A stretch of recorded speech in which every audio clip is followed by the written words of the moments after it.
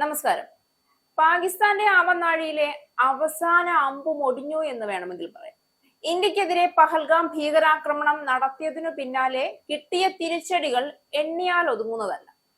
ട്രംപിന്റെ പാദസേവ ചെയ്ത് ട്രംപിനെ കൂടെ നിർത്തി ഇന്ത്യക്കെതിരെ കരുക്കൾ നീക്കാമെന്നും ഇന്ത്യയുടെ ശിക്ഷാ നടപടികളിൽ നിന്ന് ഒഴിവാകാമെന്നും കരുതിയ പാകിസ്ഥാന് എട്ടിന്റെ പണി കൊടുത്ത് ട്രംപും ഇന്ത്യയും തമ്മിലുള്ള താരിഫ് വിഷയത്തിൽ പോലും മോദി ചങ്കുറപ്പോടെ ഉറച്ച നിലപാടോടെ തല ഉയർത്തി നിന്നപ്പോൾ പാകിസ്ഥാന്റെ പ്രതീക്ഷയ്ക്കുമേലേറ്റ കനത്ത തിരിച്ചടിയായി മാറി അത്. സൗദിയെ കൂടെ നിർത്താമെന്ന് കരുതി പുതിയ കരാർ ഒപ്പിട്ടുവെങ്കിലും ഇന്ത്യയും സൗദിയും തമ്മിൽ നിലനിൽക്കുന്ന സൗഹൃദ ബന്ധം വ്യക്തമായി അറിയുന്ന പാകിസ്ഥാന് സൗദിയെ ഇന്ത്യക്കെതിരെ മതത്തിന്റെ പേരിൽ തിരിക്കുന്നത് എളുപ്പമാവില്ല എന്ന കൃത്യമായ കണക്കുകൂട്ടലുണ്ട്.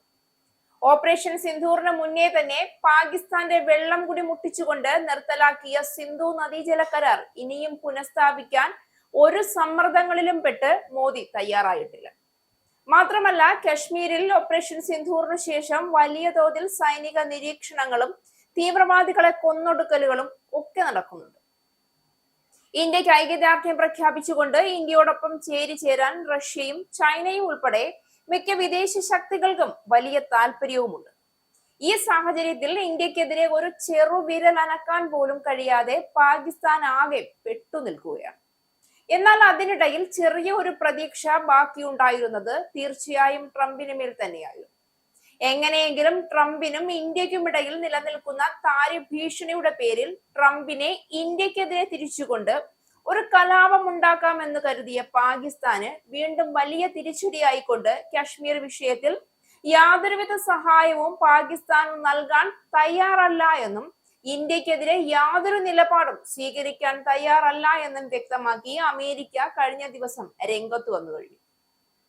റഷ്യൻ എണ്ണ ഇടപാടും യുക്രൈൻ യുദ്ധത്തിലെ ബന്ധവുമൊക്കെ ആരോപിച്ച് അധിക തീരുവ ചുമത്തിയ സാഹചര്യത്തിൽ വഷളായ ഇന്ത്യ US ഉഭയകക്ഷി ബന്ധത്തിൽ തിരിച്ചുവരവിന്റെ സൂചന നൽകിക്കൊണ്ട് മുതിർന്ന US ഉദ്യോഗസ്ഥനാണ് ഇക്കാര്യങ്ങൾ വ്യക്തമാക്കി രംഗത്ത് വന്നത്.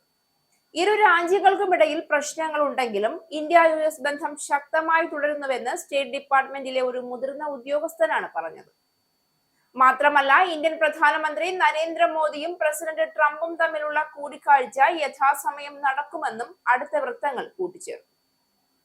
ഈ വർഷം അവസാനമോ അടുത്ത വർഷം ആദ്യമോ അടുത്ത ക്വാഡ് ലീഡേഴ്സ് ഉച്ചകോടിയുടെ തീയതി നിശ്ചയിക്കുന്നതിനുള്ള ചർച്ചകൾ പുരോഗമിക്കുകയാണെന്നാണ് ലഭ്യമായ വിവരം.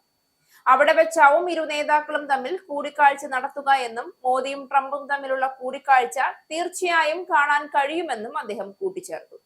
അവർക്കിടയിൽ വളരെ നല്ല ഒരു ബന്ധമുണ്ടെന്നും ക്വാഡ് ഉച്ചകോടി ഉണ്ട്, ഞങ്ങൾ അത് ആസൂത്രണം ചെയ്യാൻ ശ്രമിക്കുകയാണ് എന്നും അദ്ദേഹം പറഞ്ഞു. ഈ വർഷം അല്ലെങ്കിൽ അടുത്ത വർഷമായിരിക്കും അത് സംഭവിക്കുക എന്ന് പറഞ്ഞ അദ്ദേഹം അതിനായി തങ്ങൾ പ്രവർത്തിക്കുമെന്നും അതിനാൽ US ഇന്ത്യ ബന്ധത്തെക്കുറിച്ച് ധാരാളം കാര്യങ്ങൾ വരാനിരിക്കുന്നുണ്ട് എന്നും പോസിറ്റീവായ മുന്നേറ്റം നമുക്ക് കാണാനാകുമെന്ന് കരുതുന്നു എന്നും അഭിപ്രായപ്പെട്ടു. ഇരു രാജ്യങ്ങൾക്കുമിടയിലെ ബന്ധത്തിലെ ഉഭയകക്ഷി സംഘർഷങ്ങൾ കാരണം ട്രംപ് ക്വാഡ് ഉച്ചകോടിക്കായി ഇന്ത്യയിലേക്ക് വരാൻ പദ്ധതിയിട്ടിരുന്നില്ല എന്ന് നേരത്തെ മാധ്യമങ്ങൾ റിപ്പോർട്ട് പ്രചരിച്ചിരുന്നു. എന്നിരുന്നാലും അതിനുശേഷം ഇരു രാജ്യങ്ങൾക്കുമിടയിലുള്ള ബന്ധത്തെ ചുറ്റിപ്പറ്റിയുള്ള അന്തരീക്ഷം ഗണ്യമായി മെച്ചപ്പെട്ടിട്ടുണ്ടെന്ന് മാത്രമല്ല, വ്യാപാര കരാറുകൾക്കായി ചർച്ചകൾ മറ്റൊരു വഴിക്ക് നടക്കുന്നുമുണ്ട്. റഷ്യയിൽ നിന്ന് എണ്ണ വാങ്ങുന്നത് സംബന്ധിച്ച് ഇന്ത്യയും അമേരിക്കയും തമ്മിലുള്ള ചർച്ചകൾ പോസിറ്റീവായി പുരോഗമിക്കുകയാണെന്നും വരും ആഴ്ചകളിൽ അതിനൊരു പരിഹാരം പ്രതീക്ഷിക്കുന്നുണ്ടെന്നും പങ്കുവച്ച പ്രസ്താവനയിൽ ഉദ്യോഗസ്ഥർ സ്ഥിരീകരിച്ചിട്ടുണ്ട്. അത് വലിയ ആശ്വാസം നൽകുന്ന വാർത്ത തന്നെയാണ് എന്നതാണ് യാഥാർത്ഥ്യം. ഇന്ത്യയെയും പാകിസ്ഥാനെയും വേർതിരിച്ചു കാണാൻ അമേരിക്കയ്ക്ക് ഉദ്ദേശ്യമില്ല എന്ന് അവർ കൂട്ടിച്ചേർത്തു. അതേസമയം ട്രംപ് ഭരണകൂടം കശ്മീർ വിഷയത്തിൽ മധ്യസ്ഥത വഹിക്കാൻ ഉദ്ദേശിക്കുന്നില്ല എന്നും US ഉദ്യോഗസ്ഥൻ കൂട്ടിച്ചേർത്തു. നേരത്തെ ട്രംപ് ഇതിന് മുതിരുമെന്ന ചില റിപ്പോർട്ടുകൾ പുറത്തു വന്നിരുന്നു. അതാണ് ഇപ്പോൾ ഉന്നത ഉദ്യോഗസ്ഥൻ തന്നെ തള്ളിക്കളഞ്ഞത്. ഇന്ത്യയും പാകിസ്ഥാനും തമ്മിലുള്ള നേരിട്ടുള്ള പ്രശ്നമാണിതെന്ന് അമേരിക്ക പണ്ടേ അംഗീകരിച്ചിട്ടുള്ള നയമാണെന്നും എല്ലാ വിഷയങ്ങളിലും പ്രസിഡന്റ് ചെയ്യുന്നത് പോലെ വാഗ്ദാനം ആവശ്യപ്പെട്ടാൽ തങ്ങളുടെ ഓഫീസുകൾ എല്ലാത്തിനും തയ്യാറാണ് എന്നും പറഞ്ഞ അദ്ദേഹം, പക്ഷേ അദ്ദേഹത്തിന് ഇപ്പോൾ തന്നെ ധാരാളം പ്രതിസന്ധികൾ ഉണ്ട് എന്നും ഇത് പരിഹരിക്കേണ്ടത് ഇന്ത്യയും പാകിസ്ഥാനും ചേർന്നാണ് എന്നും വ്യക്തമാണ്. ഇതോടെ ട്രംപ് പാകിസ്ഥാനെ പിൻകാലിന് ചവിട്ടി പുറത്താക്കി എന്ന കാര്യം ഉറപ്പായി. ഇനി പന്ത് മോദിയുടെ കോർട്ടിലാണ്. ഇസ്രായേലിന്റെ 5 സൈനിക താവളങ്ങളിൽ കനത്ത നാശനഷ്ടം. മോദി വെളിപ്പെടുത്തുന്ന ഇന്ത്യയുടെ വികസനത്തിന്റെ മയക്കുമരുന്ന് വിൽപ്പനയ്ക്കെതിരെ ശക്തമായ നടപടിയെടുത്ത് ഷാർജ പോലീസ്. അമേരിക്കയിലെ സാധാരണ മനുഷ്യരോട് കൂടിയാണ് കോൺഗ്രസിനുള്ളിൽ പങ്കുവയ്ക്കാൻ വി ഡി സതീശൻ ഓപ്പറേഷൻ സിന്ദൂറിൽ ഉപയോഗിച്ച